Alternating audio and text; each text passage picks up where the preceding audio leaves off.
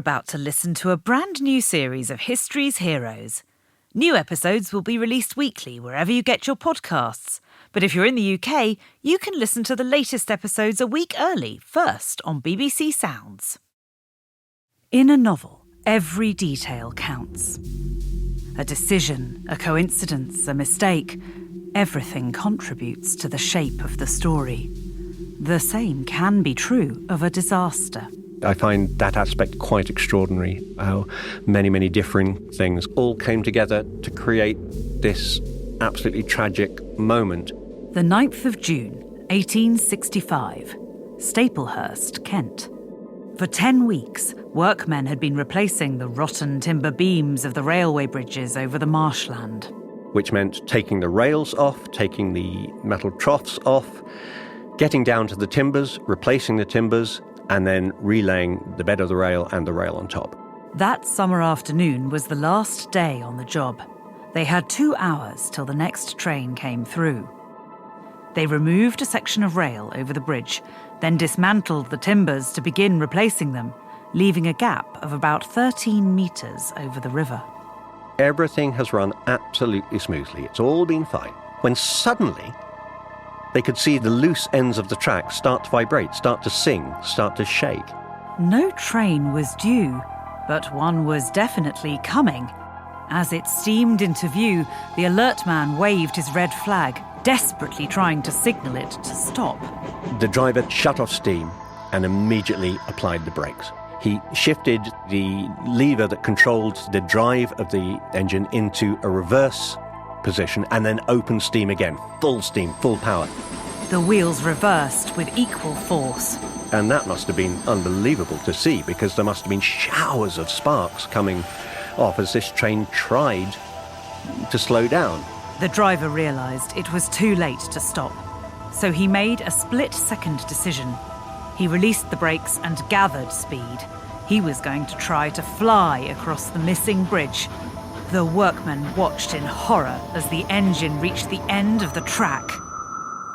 The locomotive jumped the gap, pulling with it the tender behind it, a guard's van, and the first of the passenger carriages. And it so happened that in that first carriage, soaring over the river, was one of the most famous men in Britain, Charles Dickens. For BBC Radio 4, this is History's Heroes. People with purpose, brave ideas, and the courage to stand alone.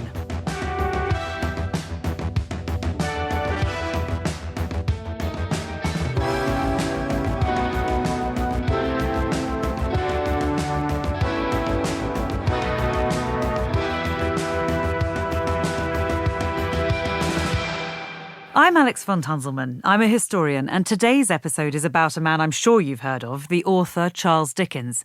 But you may not know this particular story. In his 50s, Dickens was caught up in a horrific accident, which would require all his courage and threaten to reveal his most closely guarded secret. Dickens was what we today would call a national treasure. He was an absolute superstar, almost transcending his work as a novelist.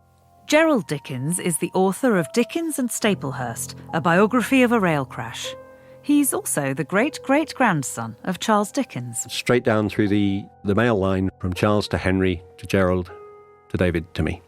Dickens had his first hit with the serialised publication of the Pickwick Papers when he was only 24. There followed success after success. Oliver Twist, A Christmas Carol, David Copperfield, A Tale of Two Cities. Everybody loved Dickens. They felt he was part of their own family. He was also a star of the stage. Dickens often appeared before large audiences to read his work aloud.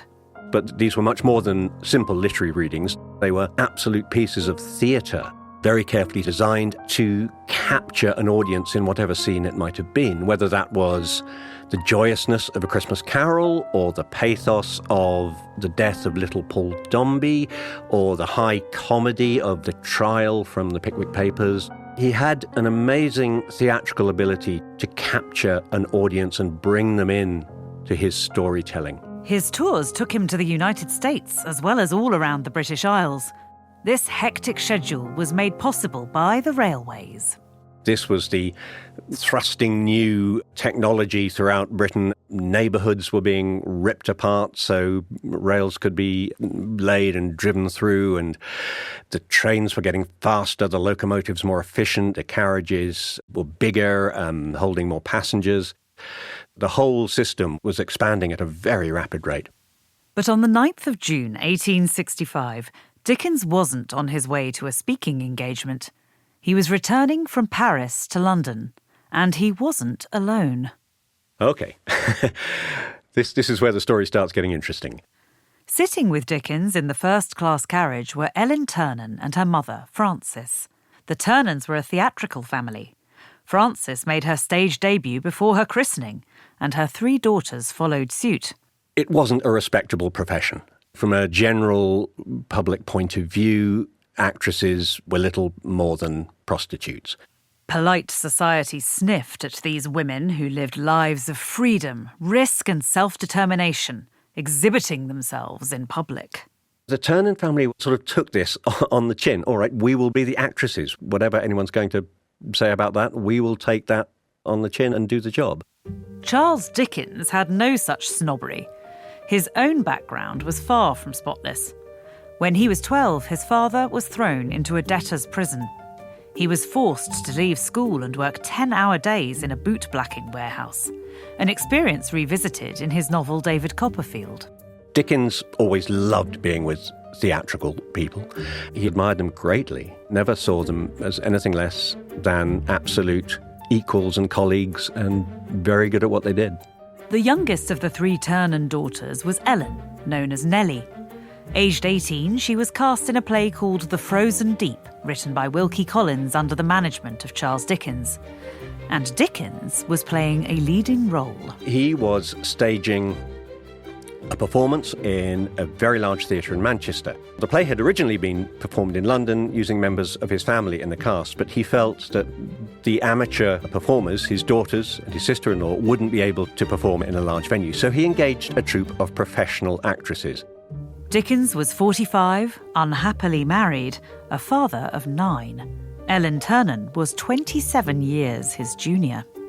Dickens took a particular, I think initially, avuncular interest in Ellen, looked after her, tried to get her work, tried to get her performances. And as the years went by, they became closer and closer, and at this time, Ellen was his mistress. A year after he met Ellen, Dickens separated from his wife, Catherine. He wrote a letter which was supposed to be published in Punch magazine, criticising her deeply, saying that she was a bad mother and the children had never wanted to be with her. And fortunately, the editor of Punch magazine, who was a very good friend of Dickens's, he refused to publish the letter. He said, I can't publish this. Can't you see what you're doing, not only to Catherine's reputation, but to your own too? Even so, rumours began to swirl that Dickens had a mistress, and she might even be an actress. If something like that should come out in the public, it would destroy people's images and perception of him. People would feel so distraught that a man they felt they knew well was leading a double and a secret life. He went to extraordinary lengths to keep the affair private. Dickens was keeping Ellen very, very tucked away, very secret. He put her in her own house elsewhere in London. The house was very carefully chosen, so Dickens could get there from any number of different railway stations, meaning that he never left a firm paper trail every single time he travelled to see her. He could take different routes. Until an accident on the railway system that enabled his deception threatened to expose it to the world. The plot wouldn't be out of place in any of his novels. Many things went wrong in order for that first-class carriage to find itself soaring over the river at Staplehurst. Now, most of the traffic on that line was local traffic that ran at the same time every day, so that was easy. You had a timetable, you looked at it, you knew when the trains were coming, you made sure at that time the track was laid back on top of the bridges. But on the 9th of June 1865, when the workmen dismantled the bridge, a different kind of service was scheduled. A tidal train. These trains carried passengers who'd arrived by sea. Their departure times were determined by the tides.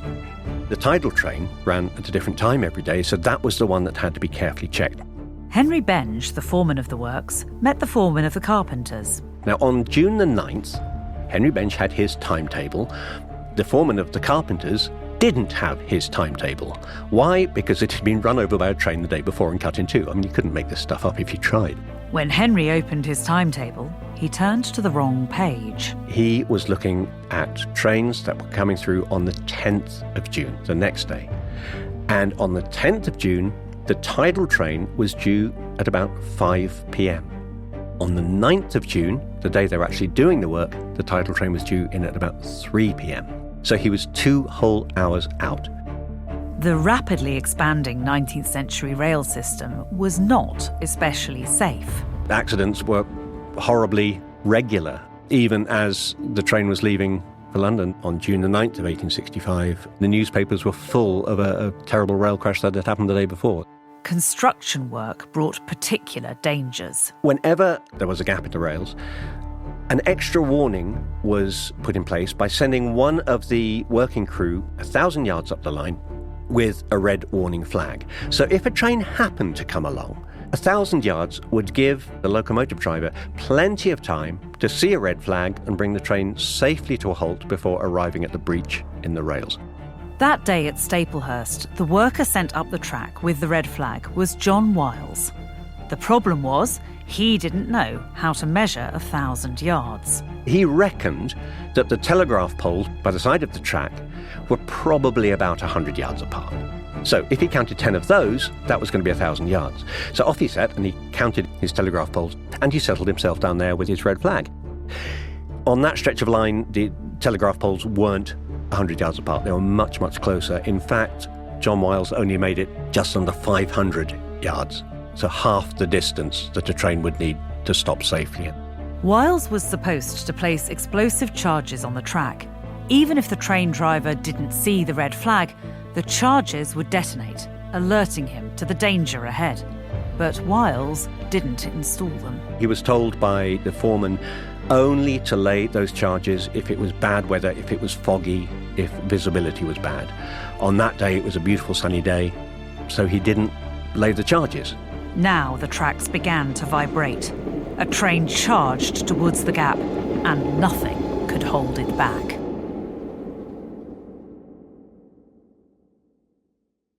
For years, Dickens had been a fount of creation. His novels were serialised in popular magazines. Throughout the 1830s, 40s and 50s, barely a month went by without a new work of fiction appearing. From The Old Curiosity Shop to Bleak House, and to his most recent novel, Great Expectations, Dickens' audience were always hanging on the next chapter. By 1865, though, there'd been a gap of almost 3 years, a fallow period, the likes of which Dickens had never experienced. Towards the end of his life, all of the great novels have now been written. Finally, in autumn 1863, he began a new novel. He called it Our Mutual Friend. When he boarded the train at Folkestone, he had a draft of the latest instalment with him. In the pocket of his greatcoat was the latest manuscript which he was going to deliver to his publishers as soon as he got to London, ready for the next publication time. There were dozens of passengers aboard in first and second class. There was a real wide collection of people. There was a lady who was returning from a trip to the Far East, and she was going to meet her husband who had been a judge in India. There were some people who were simply travelling for work. Other people had taken just a day trip from London to go and see the sights in Paris and were coming back again. Edward Dickinson was a young gentleman on the brink of a military career.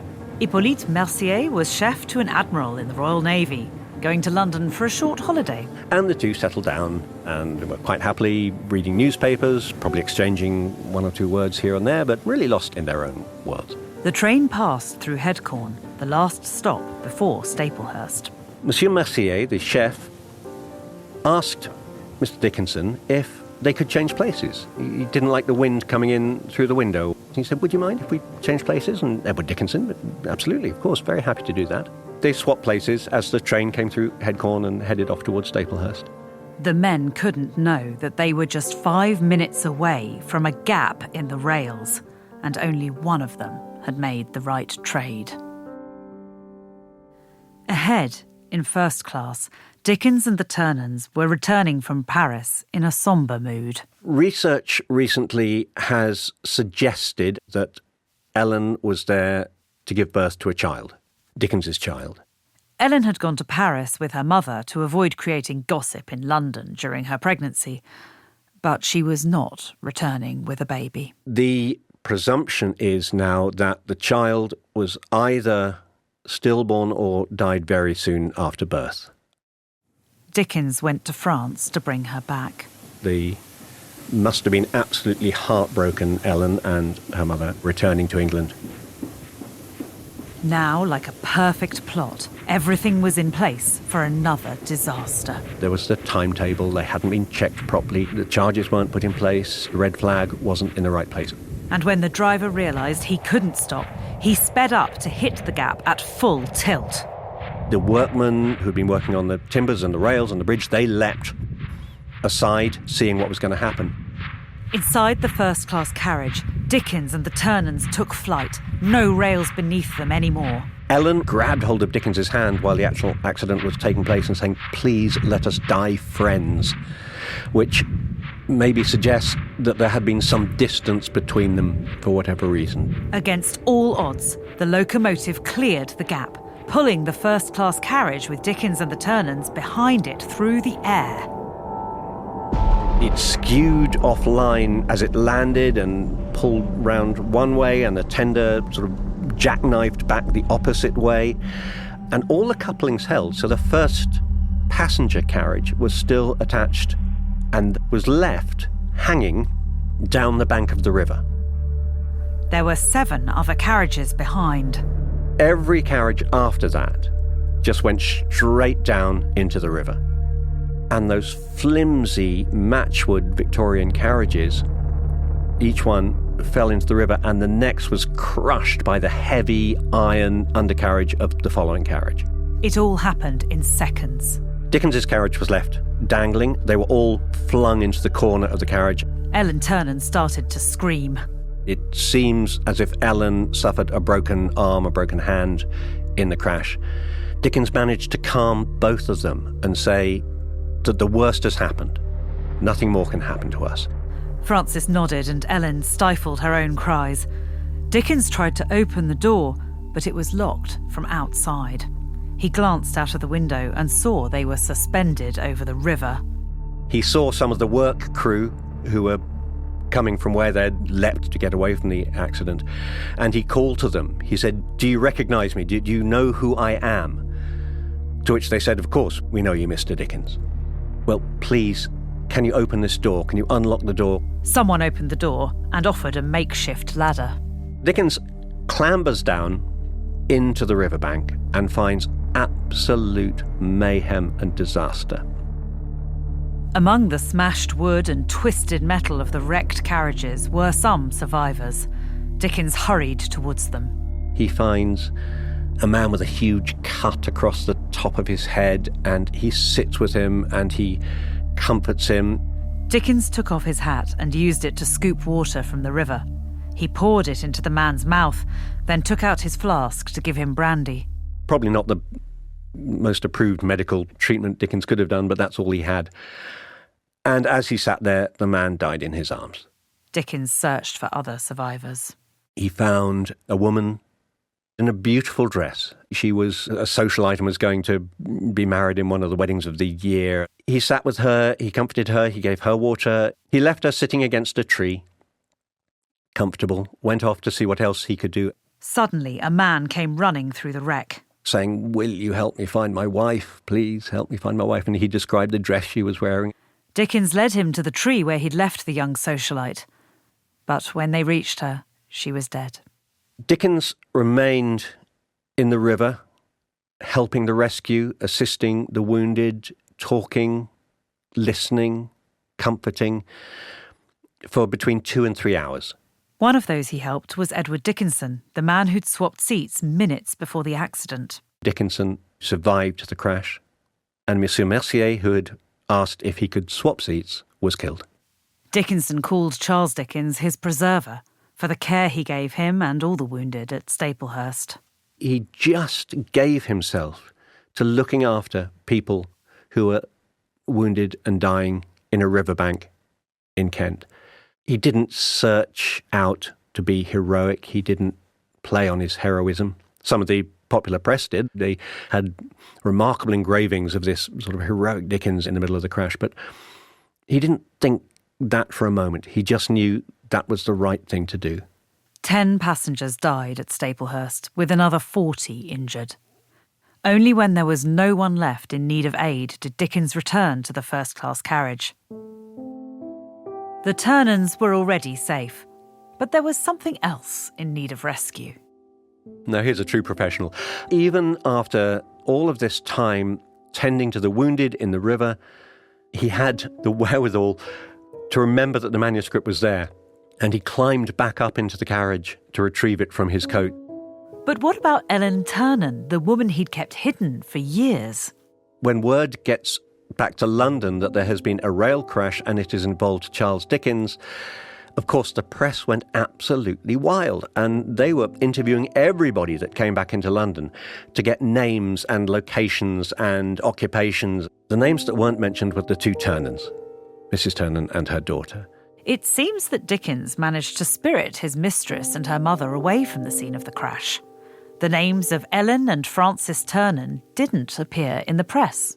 There was a large house near to the scene of the crash, and the thinking is that Ellen and Francis might have been taken there in the immediate aftermath of the accident and then very carefully got back to London in secret. Ellen Ternan's presence at Staplehurst and in Dickens's life might never have been discovered if he hadn't written it down himself. He wrote a letter to the station master at Charing Cross Station in London saying that the companion he'd been travelling with had lost some valuable gold jewellery which was engraved with E.T., Ellen Ternan, and she wanted it back, and if it should appear, could he please send it back to Dickens, who would take it back to Ellen. Up to this point, Dickens had concealed his mistress's identity. Without Staplehurst, without that letter, we might never have known about Ellen. But his discretion worked. During his lifetime, though it was rumoured that he had a mistress, the truth was never exposed. The story of the crash at Staplehurst, though, was in all of the papers. Soon, there was an inquiry. The railway company was represented by very fine lawyers, and the buck was gently passed all the way down, until the blame eventually came down on poor old Henry Benge, the foreman of the works, for reading the timetable incorrectly. Benge was found guilty of manslaughter and sentenced to 9 months hard labour. Benge was absolutely distraught. He believed what the law said, that it was all completely his fault. He eventually died in an asylum in Kent nearby, never having recovered from the torment of what he'd been through. The traumatic events of the crash left a mark on Charles Dickens, too. He wrote a lot of letters the next day. It seemed to be almost metronomic that he was coming up with the same phrases. It wasn't the accident, it was the time I spent in among the dead. It affected him very, very badly. His speaking tours were still so popular that he couldn't avoid the railways entirely, but he tried to take other forms of transport whenever possible. If he had to be on a train, he preferred the slowest possible service. If a train went too fast, he often got off halfway through the journey. His son, Henry Fielding Dickens, he recorded that even if they were in a hansom cab running through the streets of London, if the cab went over a rutted ground and the cab shaked, Dickens would suddenly be gripping hold of the seats. He'd be staring at the floor. He'd been sweating. He'd be trembling. And nothing that anybody could say would comfort him or calm him. It was as if he was back in the carriage at Staplehurst. In his mind, trains took on monstrous dimensions. Shortly after the crash, one of his favourite dogs strayed onto a railway line and was hit by a locomotive and was killed. It was as if the railway system was tormenting him, was haunting him at every angle. A year after Staplehurst, he published a story called The Signal Man, about a haunted railway where a ghost appears every night, predicting disaster.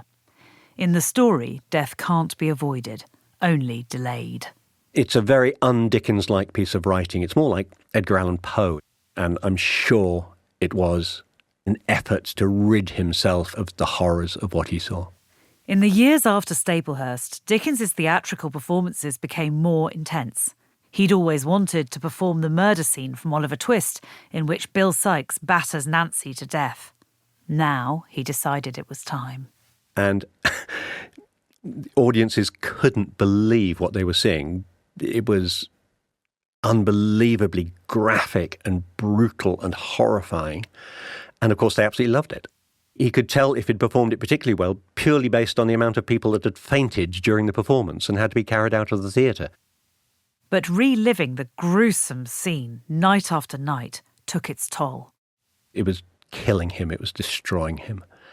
After the performance, he would go backstage and just collapse onto a sofa and have to lay there for an hour or so before he was well enough to move and go back to his hotel.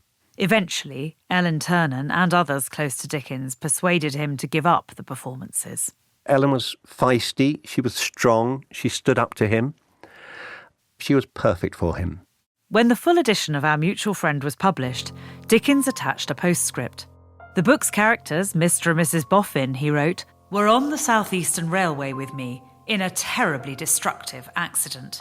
When I'd done what I could to help others, I climbed back into my carriage, nearly turned over a viaduct and caught a slant upon the turn, to extricate the worthy couple. They were much soiled, but otherwise unhurt.